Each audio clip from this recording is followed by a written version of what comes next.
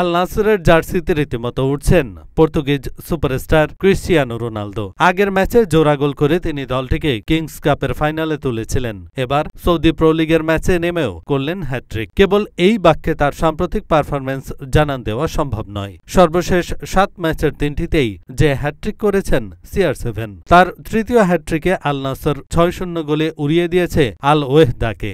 নিজেদের মাঠে প্রতিপক্ষ দলটিকে আতিথ্য দেন রোনালদো, সাদিও মানেরা। স্বাগতিকদের কাছে কোনো পাত্তাই পায়নি ওয়েহদা। বল দখল থেকে শট সবখানেই দাপট দেখিয়েছে আল নাসর। রোনালদো ছাড়াও তাদের হয়ে একটি করে গোল করেছেন ওতাভিও, এডমিলসন, সাদিও মানে ও মোহাম্মদ আল ফাতিল।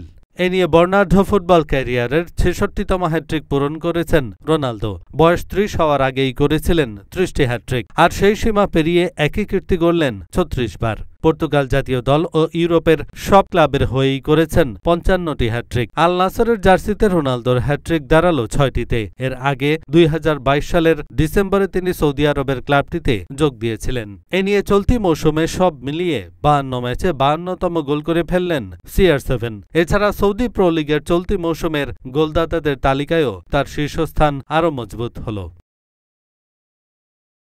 এহসানুল হক, ঢাকা পোস্ট।